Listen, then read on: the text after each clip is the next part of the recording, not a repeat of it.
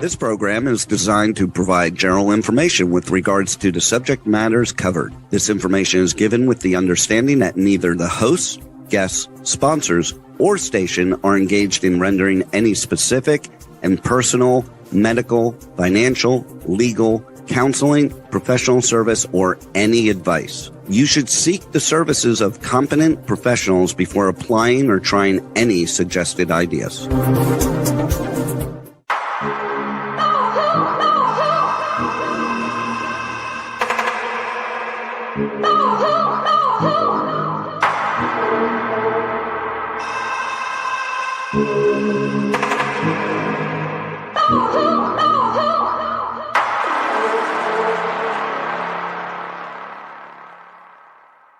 Good morning, true seekers and true crime junkies. Welcome back to another episode of Hit the Road Jack, Finding the Zodiac. I'd like to welcome to the show today, Noling Del Campo. Good morning, everybody. Good morning. I got really excited doing this episode this last week. When I was doing the research, I realized we have finally caught up to the time frame in which Dennis Kaufman is starting to figure out that Jack is Zodiac.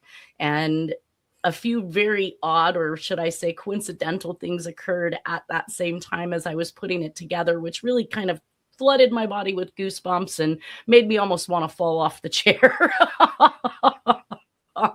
So I want to start by bringing up the PowerPoint presentation and share some of my signs with everyone.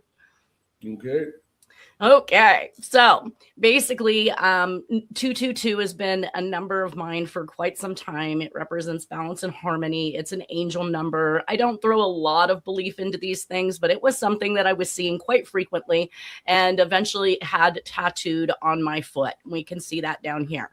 So one of the things that occurred that sent goosebumps up my spine was the fact that when I was making the album cover for this particular episode, it is episode number 222. And that 222 font that is found in this particular album cover is exactly the font that was used for the twos in my tattoo.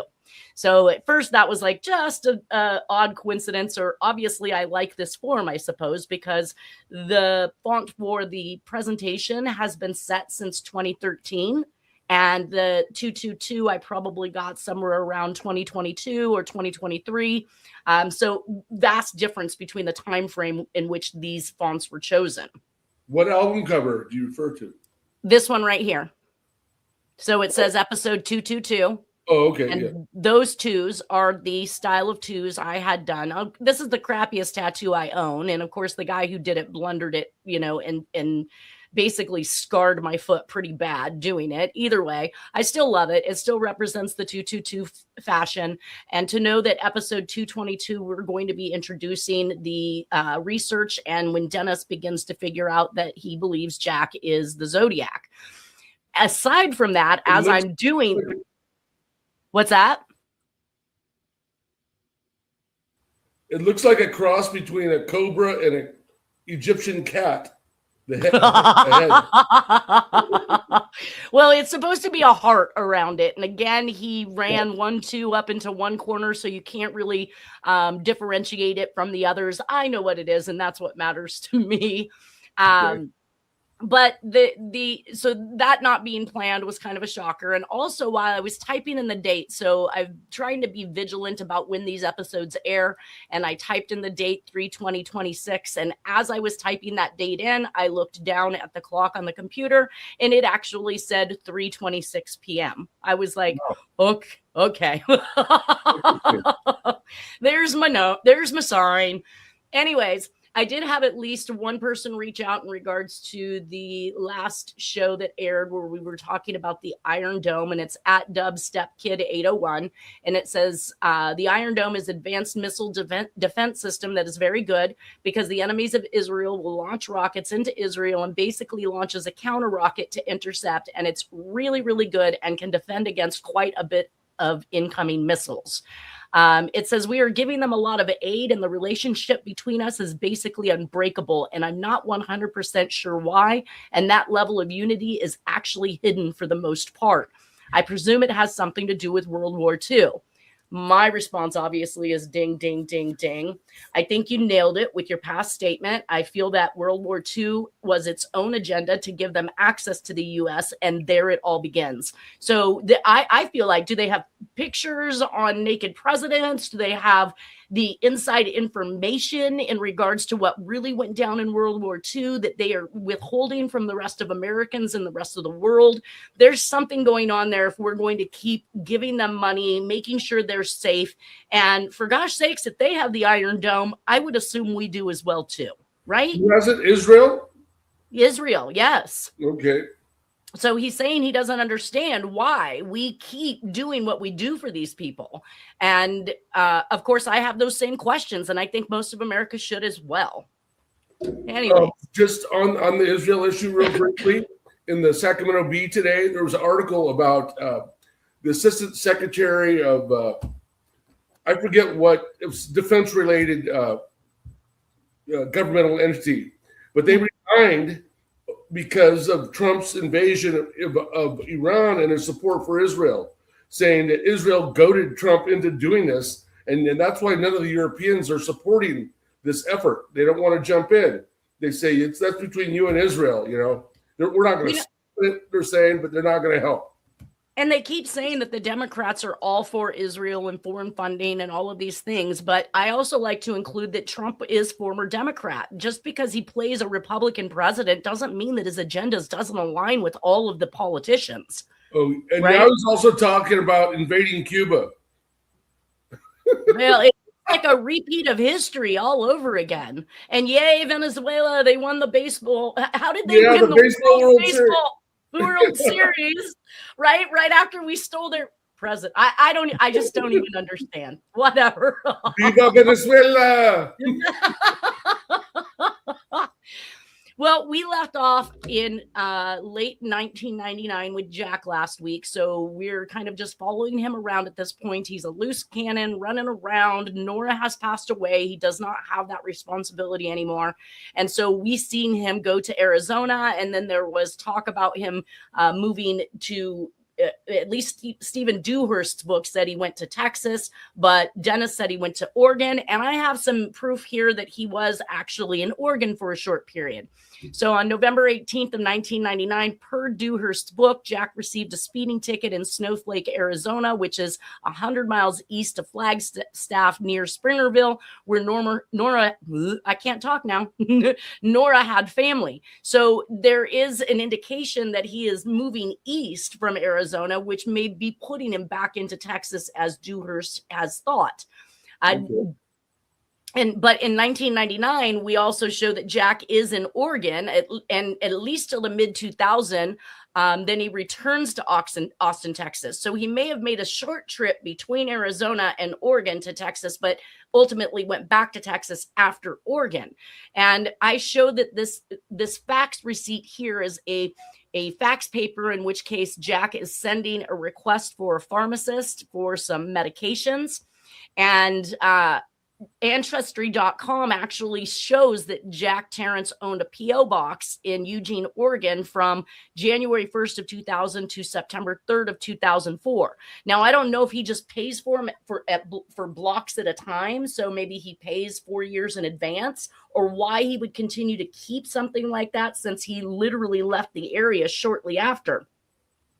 But when I was looking at this fax page here and the consideration that the Tom Voigt letters were recognized by Charles, Jack's son, as being Jack's handwriting, I noticed a lot of consistencies inside of this fax page that were comparative not only to the Zodiac, but the Dear Dashboard letters, to things as far back as Black Dahlia. And then I started plotting out some of the different things I was seeing inside the Tom Voigt letters. So I've placed them here around it. And one of them is this angular first hump or bottom of the W. The bottom U shape of the W. The first one is angular, and then it leans. The midsection and the right section actually leans to the right with a curvature that occurs at the top of the right hand side of the W. And I blew up this word when, and that's from Jack's handwriting.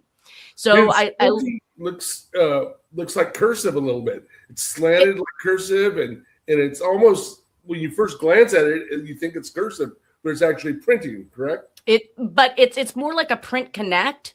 So he's using a script type feature, like with this word, the word with, we can see that the T bar actually extends up into the H and comes back down. I have the with somewhere else. This is actually inside of the Tom Voigt letter, but I was more or less pointing out these W's. I took a look at the letter H over here from the word when with Jack, and those H's are formed and shaped pretty much near identical to what Jack writes like, and this is out of Tom Voigt's letters. All of these P's. It's an elongated H. Very tall stems, and that's what I noted in the Tom Voigt letters were these very tall stems, and we know that Jack had them. Tall stems and and long lower extenders, as in the word computer with this P right here and this very angular bowl. We can see that that was something that was clearly used throughout the progression of these letters, including this double stroke open bottom end of the P that has this pointed bottom portion.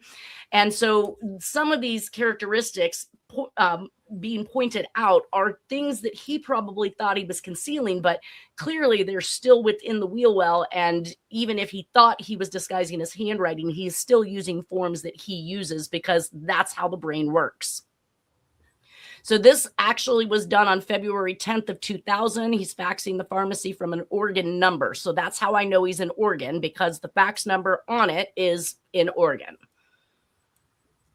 All right. And now we are into the beginning of Dennis starting to figure things out.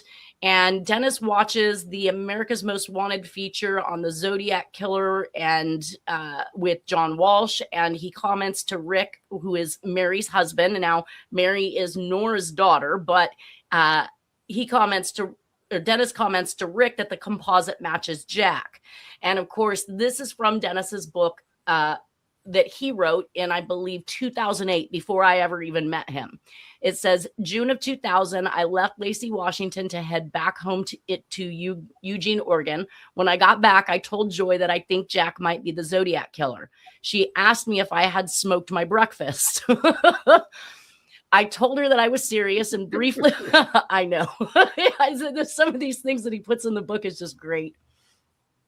He says, she asked me, I told her that I was serious and briefly explained what led me to believe this. After hearing the reason, she thought it was a good possibility that he could be Zodiac.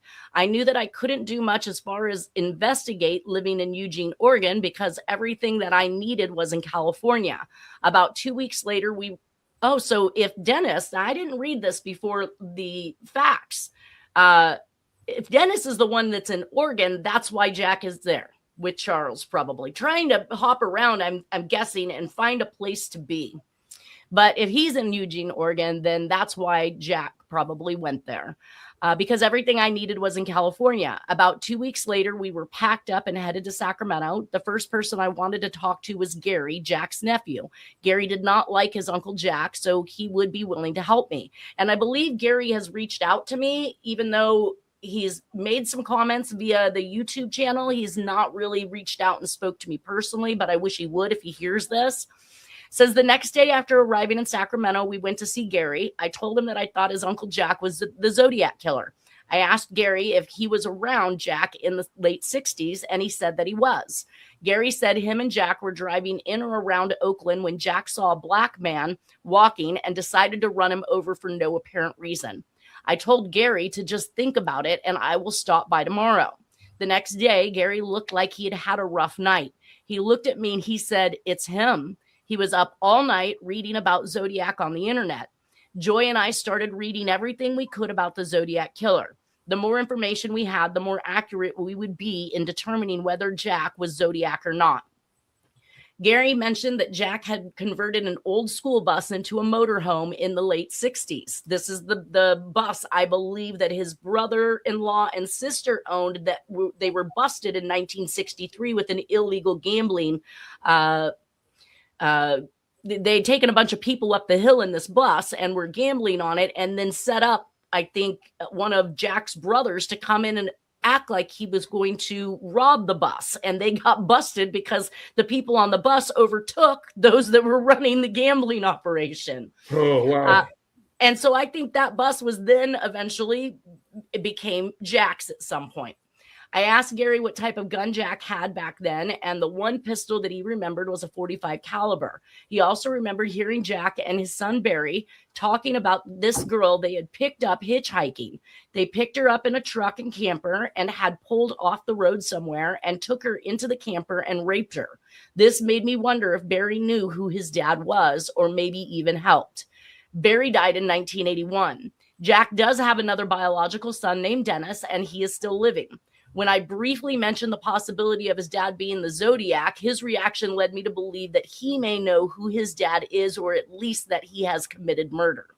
I remember reading a letter that Dennis sent his dad. Now you got to remember, there's two Dennises here. We have Denny and we have Dennis, and Dennis is the biological son of Jack. Or I'm sorry, Denny is the biological son of Jack, but he's calling him Dennis in this book because that is his name.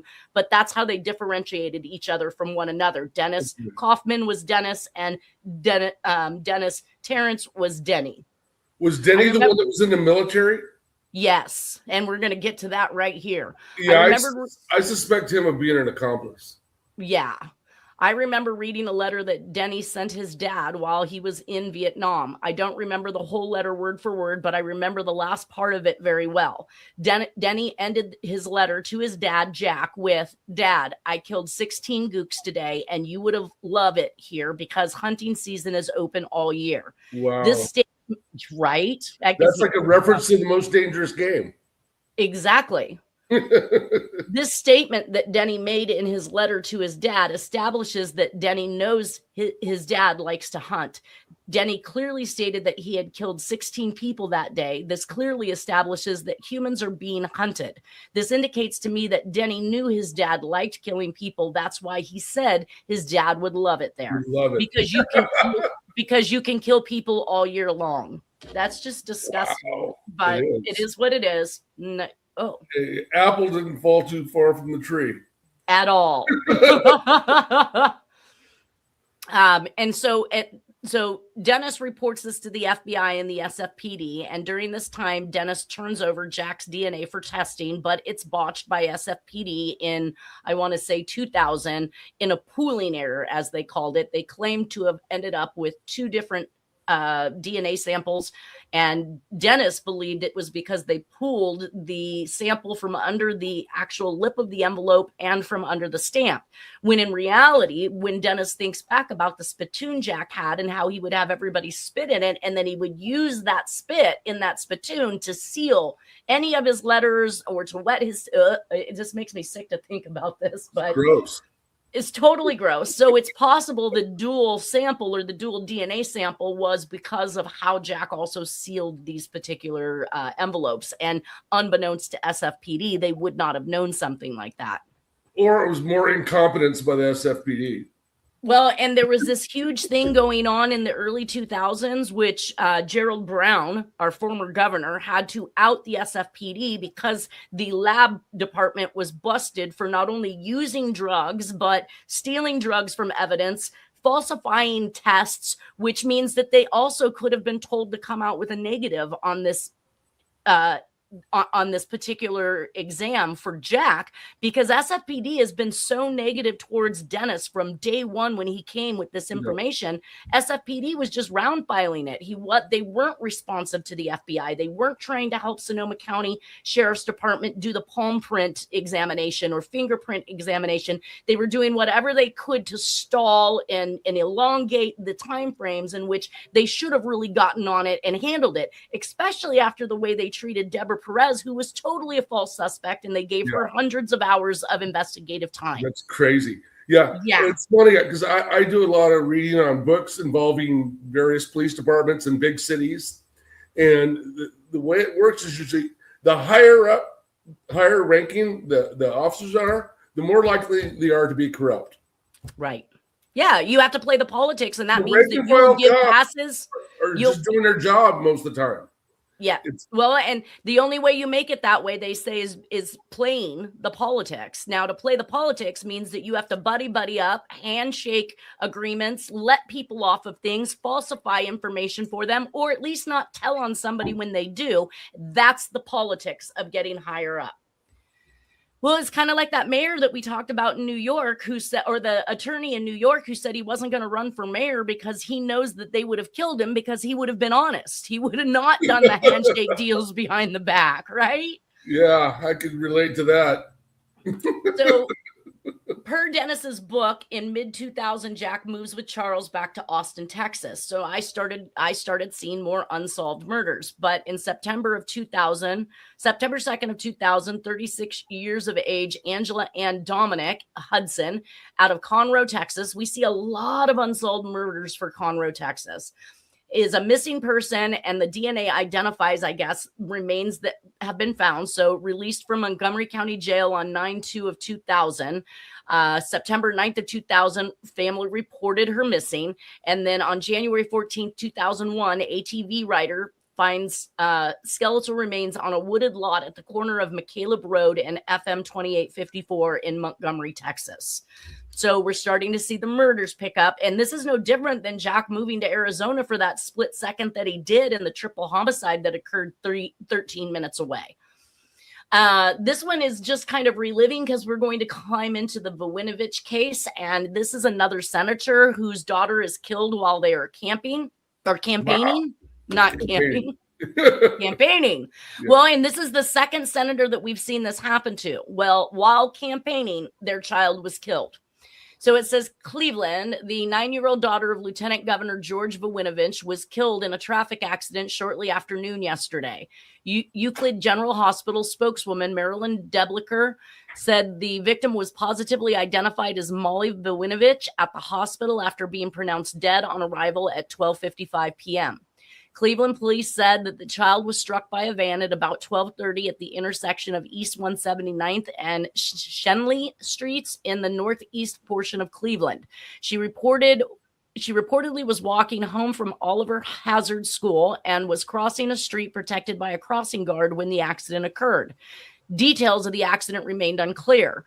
And that to me is just odd. You've got a crossing guard in the crosswalk and a van blows through and kills the potential senator's daughter, because mind you, he's the mayor or governor, lieutenant governor at this point. Okay. Details of the accident remained unclear. Police said the driver, a 19-year-old Cleveland area resident, stopped at the scene. He is being held while the investigation is being completed, police said. The accident occurred about 6 blocks from the What's that?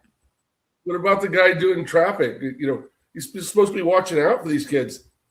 Yeah. He's supposed to be the one making sure that nobody blasts through, and he's supposed to guard them. Stop. Right. He's supposed to step out with a big stop sign. Exactly. Once they're in the crosswalk, yeah. Well, it goes on to say that Voinovich is a Republican candidate for mayor in Cleveland. Government James Rhodes said from his Columbus office, the death of 9-year-old Molly Voinovich was a numbing shock to all of us who have become so close to the Voinovich family in the past 2 years. Public service is a family affair with the Voinoviches, and Molly, along with her brothers and sisters, spent the summer of 1978 campaigning all over Ohio with their father. Her bright spirit and love for her parents made her a great young campaigner. He added, the unexplainable and untimely loss of their child will be a crushing blow to George and Janet, and I pray their strong religious faith will sustain them in the dark hours they are now experiencing, Rhodes said, adding his sympathy and condolences to the entire family. Mayor Dennis Kucinich, who is running against Voinovich in the November 6th election, said he and his wife are shocked and deeply saddened by this tragedy. Our deepest sympathies go out to the entire Voinovich family. Kucinich also said he is canceling all his scheduled campaign appearances for an indefinite time. And a little bit more I read in Wikipedia is on October 8th of 1979, a few days after the primary, Voinovich's 9-year-old daughter, Molly, was struck by a van and killed. The event brought the Voinovich campaign to a virtual halt and made it difficult for Kucinich to attack his opponent. Still, he challenged Voinovich to a series of debates in various Cleveland neighborhoods. Voinovich declined the invitation, saying the debates would be unproductive, but they did debate on November 3rd at the City Club. Voinovich won the election with 94,541 votes to Kucinich's 73,755 votes. So to me, the agenda just screams out loud. Well, yeah, I bet they thought that this would stop Voinovich in his tracks, and it didn't. And just like the other senator who lost his job, if it was on purpose. Yeah, because there's now going to be all this empathy for Voinovich from the masses based on him staying strong, continuing to move forward in his political campaign, even though he had lost his daughter. And I don't know many people who could do that. I'm sorry. My political campaign would not override my ability to want to be with my family during these times. You couldn't pay me enough. It's odd. It's almost like selling your soul to the devil, giving up your firstborn child. And the reason why that I even bring this past up from 1979 is because it plays right on into this propaganda and these agendas that we see happening, because Voinovich eventually receives a letter which is very, very much Zodiac-like. So strange happenings. Let's see, updates, swindle. Okay, so basically this thinking of you sticker and have a nice day sticker evidently were Valentine's Day stickers that were included in, I believe, the Halloween card from the Zodiac.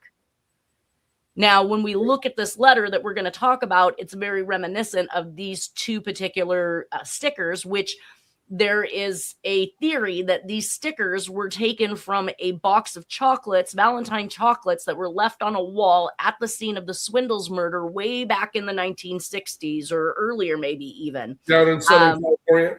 Yes. And it was the long shooter 22 long rifle bullets, like all the similarities, and possibly the watch that was missing from Mr. Swindle that may potentially have been the clue left at the Sherry Jo Bates crime scene. So it's these crossover connections between these pieces of evidence that make them compelling. So I love this name. Leroy Jethro Gibbs. Those are the names of my sons. That's NCIS. Leroy Jethro Gibbs. And Cephas, the fourth one. Right. That Leroy Jethro Gibbs is the lead investigator on NCIS, and I love his rules. And his rule number 39: there are no such things as coincidences. Okay. So, I did bring up an article, and this is regards to the San Diego. A newlyweds couple stroll along a picturesque stretch of beach ended in horror when a sniper's bullet cut them down from behind. And the excerpt on this is: on a ledge of the retaining wall, police found a box of Valentine candy. Police assumed the Swindles bought the candy while on their stroll, but they said it could have been left behind as a deranged killings calling card. I think they nailed it. This is a very, very old article. Calling card. So this is the actual greeting card to Voinovich in December of 2000. And we can see once again the thinking of you type thing. Wow. So it says, I'm sending this as 4 separate faxes, but the only way, I think this is actually notation from the person who's sending it, and date of transcription is 1/2/2001. Attached photographic copy of the threatening communication received by the Voinoviches, and on December 20th, 2000, in which the unknown writer threatens the life of U.S. Senator George V. Voinovich. Wow. This is the inside right page. Due to the way my scanning software and fax software work, the top line of each page is cut off. The top line on the inside of the left page says, "Hey, you stinking white bitch." The top line on this page says, "We don't want no TV bullshit," which is funny because as far as the Zodiac's concerned, he loves TV bullshit. Yeah. It threatens the U.S. Senator, uses racial remarks, which is very consistent with the Atlanta, Georgia child killer. This author is often writing about the real story, needs to be told, or he's saying, want no Tom Voight TV BS. This is after the 2000 airing of John Walsh's America's Most Wanted on the Zodiac with Tom Voight. And I laughed. So the December 20th, 2000 greeting card, and I don't think there's anything. This was actually, I believe, found on zodiacciphers.com, and it refers to this particular letter. It says a business reply envelope postmarked Cleveland, Ohio, March 2nd, 1981, bearing the press printed address, the Danbury Mint, Richards Avenue, P.O. Box 5260, Norwalk, Connecticut, contained the message, please stop force busing or I will kill 3 more black boys in Atlanta in March. So here's that cross connection between, yes, Atlanta, Georgia, and this particular communication. 6 days later, a letter claiming to be from the Zodiac Killer arrived at the television station WXIA TV 11 Alive at 1611 West Peach Street, Atlanta 30308 on March 8th of 1981, stating, hello, it's me. Haven't you people figured out who's killing these little people yet? I therefore went in search of other communications from these postmark locations that bore any similarity to the Zodiac Killer. The following find is extremely unlikely to have any connection to the Bay Area murderer, but it was a threatening greeting card that carried the same message, apparently included with the Zodiac Killer's October 27th, 1970 Halloween card. The arrival date carries some significance. The card was postmarked just 22 days before the 2001 Happy New Year Zodiac greeting card, which was mailed to the San Francisco Chronicle on January 10th of 2001, and it was postmarked from Cleveland, Ohio, just like the March 2nd, 1981 letter above. Very interesting coincidences. Let's see. I don't know if I've seen, the Happy New Year card. I wonder if they're referring to the... I'm not sure if I know which one that was, unless they're referring to the Groucho Marx Christmas card. Either way, it was a threatening communication cut into 4 pieces and mailed to the Republican headquarters, 526 Superior Avenue, Northeast, Cleveland, Ohio, on December 19th, 2000, to U.S. Senator George Voinovich, and received on December 20th, 2000. 2 stickers apparently came with the Zodiac Halloween card in 1970 with the messages, thinking of you and have a nice day. This greeting card, adorned with an image of flowers, also came with the message, thinking of you. 3 parts of the handwritten threat stated, hey, you stinking white bitch, we don't want no TV bullshit, and we will cut off your head and impale it on a spear. The envelope bore a zip code of 44126-1906 and a 33-cent upside-down General Omar North Bradley stamp. So now we have the placement of the stamp that is also similar with the Zodiac Killer, who would turn his stamps upside down in his mailings. Wow. So we have the postmark of Cleveland, Ohio, and then he's talking about those bastard Muni Drive, the majority black and Asians, what happened to the white people drivers we once had. So again, a very racist remark. Voinovich opposed lowering tax rates. He frequently joined Democrats on tax issues, and in 2000 was the only Republican in Congress to vote against a bill providing for relief from the marriage penalty. Ooh, he's making some people mad, I'm guessing. Yeah. In previous suspected Zodiac communications, the author had targeted many notable Democrats, so the fact Senator Voinovich frequently joined the views. However, it must be stressed that this greeting card was unlikely to have been mailed by the Zodiac Killer, despite some of the overlapping features. I don't think, when I compare the handwriting, I don't feel like that this is unlikely at all. So in the 2005 Tim Miller letter, we also see racist remarks about who he killed, all the ones who are white and look enough like her, and then no Mexican, no yellow, and I'm assuming he's meaning Chinese. So we're seeing that same hate rhetoric.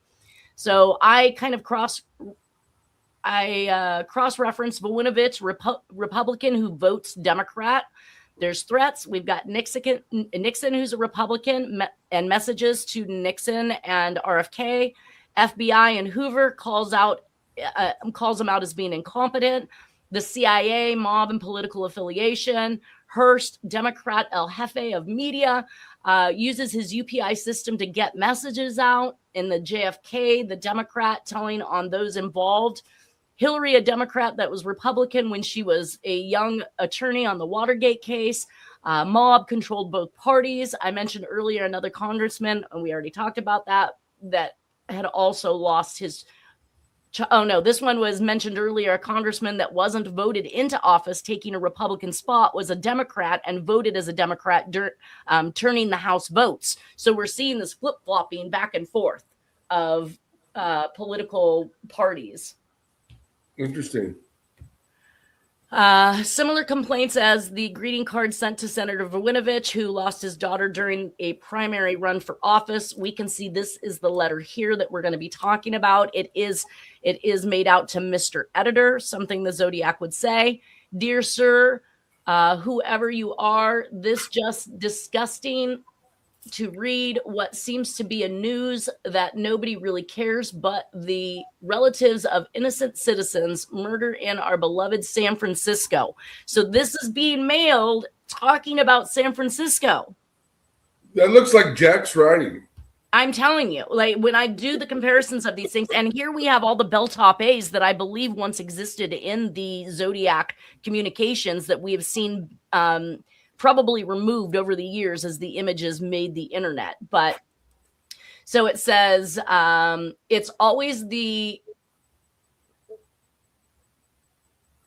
oh man, that's a hard one to read. The pedimist's fault, never the bastard Muni drive, the majority black and Asian. What happened with the white people drivers we once had? Are they all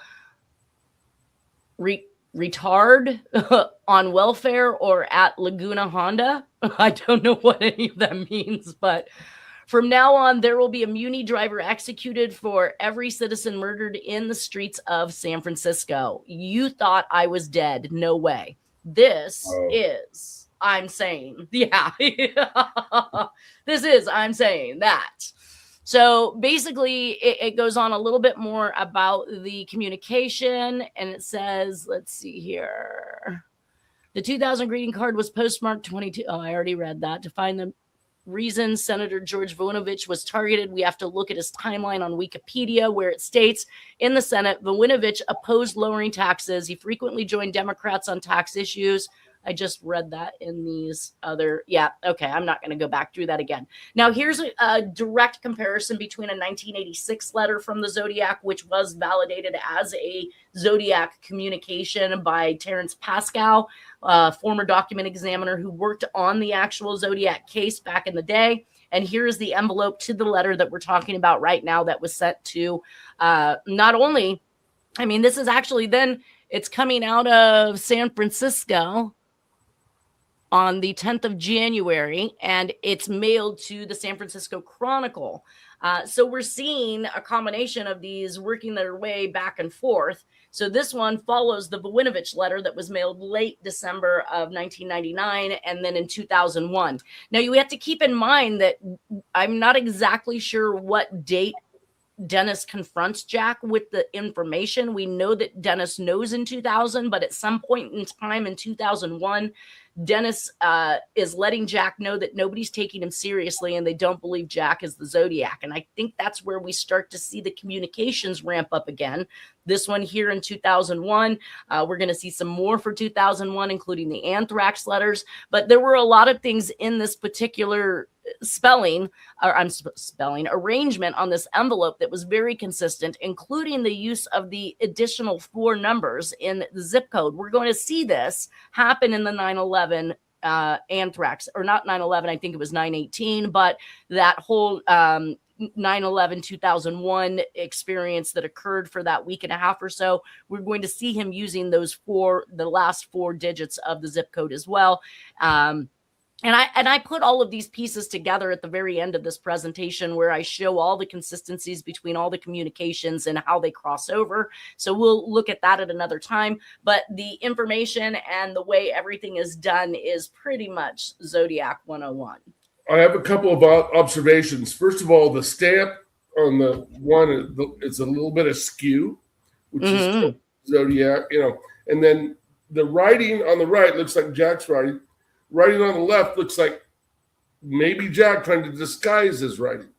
Yes, and he understands how to disguise his handwriting, and all you really need to do, based on the forefathers, you got to remember at this point in time, early 2000s, we haven't even had an established credibility as this being a scientific science that we can testify to in court until 2008. Up until that point, our forefathers indicated one significant difference in handwriting precludes us from identifying somebody as the author. So all he needed to do was change and correctly keep the change of one letter throughout that entire communication. And that would have prevented most document examiners from coming to a conclusion, but not I. I mean, I clearly can look past that, especially when we're dealing with anonymous communications. If the person is very well educated in the art of handwriting identification, as I believe the Zodiac was, he mentioned it in his letters. It was mentioned in the Scorpion ciphers to John Walsh. And then we see, you know, these subtle differences. But the other things that are very big is look at this M in Mission. And look at the M in Mission over here. Quite similar. And in this one, this is actually one of Jack's true N's. True N, bell top A's. So he used some of his very consistent and known letters, but he changed things like the letter T. He turned into capital T's on this, right? Yeah. Instead of lowercase t's like they should be. So he changes one letter. And then that's supposed to preclude an identification of authorship, which I don't technically buy. But I don't think you can get away from slanting some of his letters. Well, the rightward slant is a normal, considering we're taught to write rightward, and that creates, especially if you're using speed and cursive writing, that lean will be a little more prevalent. Cursive, but in printing, you know, a lot of it's just straight up and down. Well, it should be, you'd think. But not everybody's straight up and down. That's the way we're taught. It's how we deviate that makes us able to identify who the author is. I guess we agree on that. So, yes. So in the municipal light, some of the information that I found interesting off of Wikipedia, or maybe this is Wikipedia. It says, as they persisted in making efforts to buy out Muni Light and pressuring Voinovich into giving them the right to do so, Voinovich resisted. Early in his tenure, he arranged for capital improvements to strengthen Muni Light's operation, and by 1982, it was able to compete with CEI. He asserted that the company was making attempts to cripple Muni Light by lobbying council against much-needed legislation. We still have a battle going on, Voinovich said. It says the rebuilding process began through Voinovich's administration, and improvements were made throughout the company, including equipment upgrades and increased wages for all employees. To reflect all the change, Municipal Light officially changed its name to Cleveland Public Power. So this is just throwing it back into the power realm. And we know that General Electric is a big, huge thing in Jack's life. And in some of these instances where, such as John Benet Ramsey's company was purchased by General Electric for pennies on the dollar after they demised his reputation. So the power struggle is real. And I'm not sure which message board I took this off of, but it says by Rubislaw 32. This is a nice find, Richard. And at this early stage of examination, it is perhaps accepted that proof of a Zodiac link might be difficult, but very persuasive reasons that there may be. The Danbury Mint link of 1981 suggests that the Zodiac had visited that address prior. Given a perception that the Zodiac took a keen interest in collecting miniatures, the stamp collecting, model making, and even numismatics as possible hobbies, as well as astronomy and a following of the space race. All of that describes the Zodiac, and Jack, for this matter.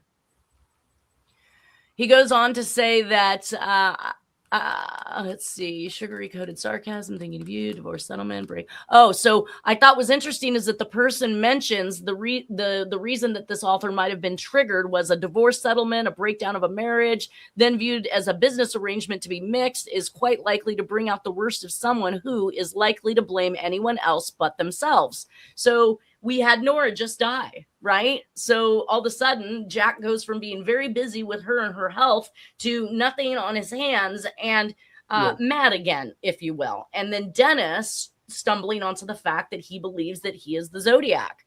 So knowing that Jack was purportedly moved back to Texas, we see another set of murders come across. January 20th of 2001, unidentified skeletal remains, approximately 50 years of age, white or Hispanic male, at the 10,000 block of Bilnoski Road, Willis, Texas. Citizen operating bulldozer in a partially wooded area and unearthed dentures. Further investigation uncovered skeletal remains. Dentures bore the name Eaton and the number 330841, which may have been given through the Texas Department of Criminal Justice. I don't know. I didn't know we paid for dentures, but evidently it looks like in corrections, they were doing this. So interesting that this was somebody who came out of prison, obviously, because he has dentures that can be identified. But I also thought it was interesting that Eaton happened to be the name of these dentures, since Eaton bond paper was used in the Zodiac stuff. So I just threw it in there. February 1st of 2001, 27-year-old John David McGoldrick, 8,000 block of South Williams Road, Willis, Texas, attended a gambling event near Willis. He reportedly won during the event and then traveled to the location with a friend where they played pool with other associates. Approximately 10 p.m., vehicles' lights were observed approaching, and a number of male suspects began yelling outside and demanding entry, at which time several shots were fired into the home through a closed door and window, striking John. The suspects then entered the home, where they searched and removed cash. The suspects fled in at least 2 vehicles. And it didn't actually say who the people, who did the people in the house identify? Like, did they know these people? Did they see who it was? There had to have been some information that was there. They just hadn't reported it. Might have been the guys they won money from in the card game. Right? You never know. Showing back up to take their money back. Yeah, they would know where their money went. Here's my Pepsi shout out. No royalties, guys. Real quick, back to Kucinich. Yeah, I thought I recognized the name. Yeah. Later, he became a member of the House of Representatives, member of Congress, and twice in 2004 and 2008, he ran for president on Democrat ticket. Really? Yeah. That's it. Well, it just I shows you. recognized it. That's why I knew the pronunciation so well. Because he ran for president. Well, and it shows you how long these people are able to continue their dastardly stuff and run our country. When he lost to the Vinovich or whatever his name is, or the other guy. Well, and it doesn't shock me. I have back and still, he had following in Ohio. I started getting my own kinds of like rhetoric from the Conservative Party. I was actually happy to see that they mailed both my mother's and my information in one envelope instead of sending 2 envelopes for this signature that they wanted, and then 1 envelope to mail it both back. But here we are in 2026, and we read the 2016 stuff from that old guy a couple weeks ago. But this one, the Transparency Act, requires the independent state auditor to conduct performance and financial audits and new taxes to identify potential savings from addressing waste and fraud, requires the results to be posted publicly and in the voter information guide so voters know what we're getting and can hold politicians accountable. Ha ha, yeah, right. Requires new taxes to comply with our state spending limits so that any excess revenues get refunded to taxpayers, not handed to the special interests. Why are we still dealing with the same stuff, knowing year after year and decade after decade that the same people who continue to run our country are the ones that are running us into debt and into ground? I don't know. March 23rd, 2001, 20-year-old Juan Carlos Luna Perez, 5,000 block of Sorters McClellan Road, Porter, Texas. March 20th, 2001, the Luna Perez illegally entered the U.S. with 30 other people who were being kept at a residence until he began complaining of being ill. Suspect claimed he was taking Luna Perez to the hospital, and they got into a red Chevy Blazer S10, and Luna Perez was never seen again until his body was discovered. He had been beaten to death. So obviously this is some human trafficking that we have going on here. Wow. Oh, well, we are down to our last minute and 20 seconds, so I don't know that I'm going to climb into Jack's book, but what we're going to be talking about next week is direct conversations. So what you're seeing right here, right now, is Dennis's book addressing making that phone call to Jack, because it says, one day I felt like calling Jack and just asking him, are you the Zodiac? I thought about it for a while. I figured, what the hell? I wasn't getting anywhere from the San Francisco police. I wanted to see what he would say, and if he did admit it, how much would he tell me? So I called him up, and this was our conversation. So next week we're going to be picking up on these conversations and discussing what is in Dennis's book that I have transcribed for us to go over next week. Is there anything else you would like to add at this point? Yes, we also need to go back to Black Dahlia for a minute next week. Well, not next week, because what I have planned right now, I'm down to probably the last few weeks of this presentation. Then we can backtrack to those items. I want to kind of stay in rhythm right now, because we're going to go through some very sketchy stuff on through the 9/11 attacks and on into Tom Voigt's letters, on into the Tim Miller letter. And then I feel like once we get that out of the way, we can backtrack all we want to anything else, because we have plenty of time to do so. Word. Okay. Perfect. All right, you guys, everybody have a wonderful weekend, and we will see you next Friday. Thank you, Nolan. See you next Friday.